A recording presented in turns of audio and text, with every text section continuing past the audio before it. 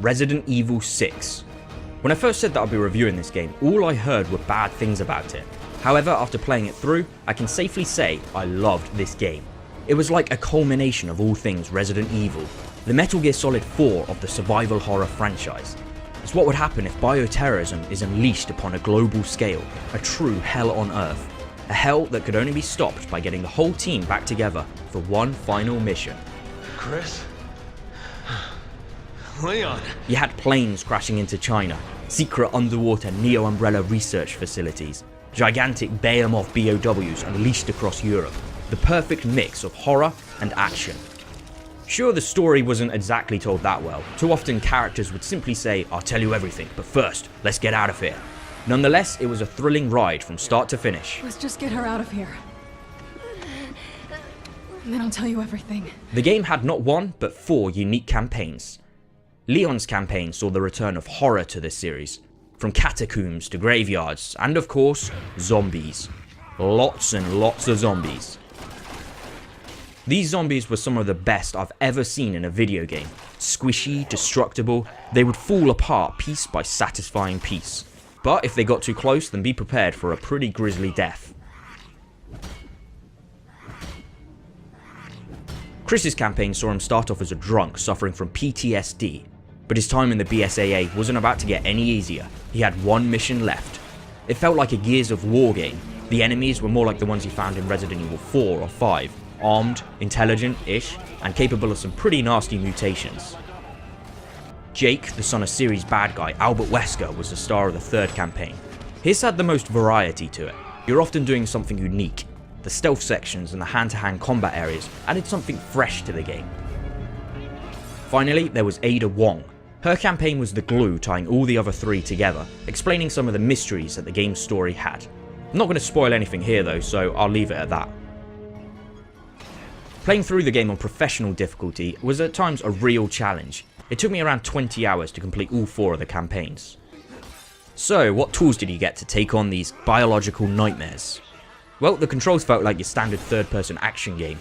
Getting in and out of cover was a little trickier than it needed to be.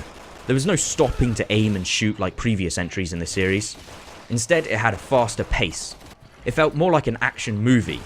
You had the unique ability to be able to leap to the ground and then roll around. It reminded me of playing through an Uncharted game. Some sections had you figuring out old puzzles in a cathedral, there were countless number of big set-piece moments.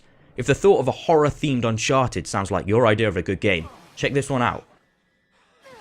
There was also a strong focus on melee fighting. When ammo was low, your fight wasn't over. There were a ton of environmental-based finishing moves to help you out. Once again, the entire game could be played through in 2-player co-op, either online or in split screen. When playing through in solo, you no longer had to worry about your partner. Unlike in Resident Evil 5, they're immortal. They have their own weapons, their own ammo, they felt more like an NPC than a computer-controlled AI partner. Levels were often cleverly designed, splitting you and your partner up. One may have to have fought on the road, while the other covered up above with a sniper. The 4 campaigns intertwined like strands of DNA. You'd see the same story but from different perspectives. As they crossed over, it would provide for big 4-player co-op sections, 2 sets of partners striving for the same goal.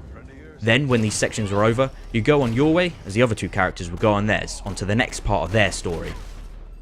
The monsters here are just too many to describe.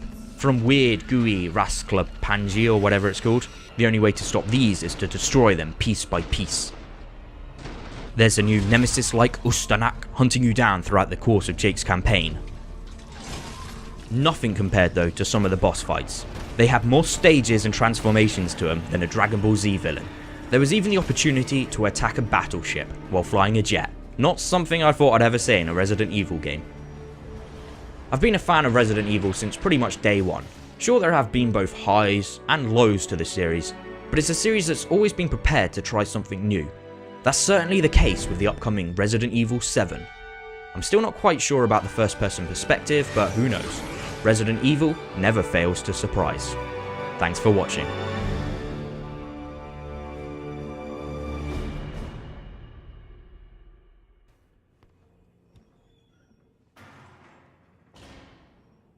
In the back.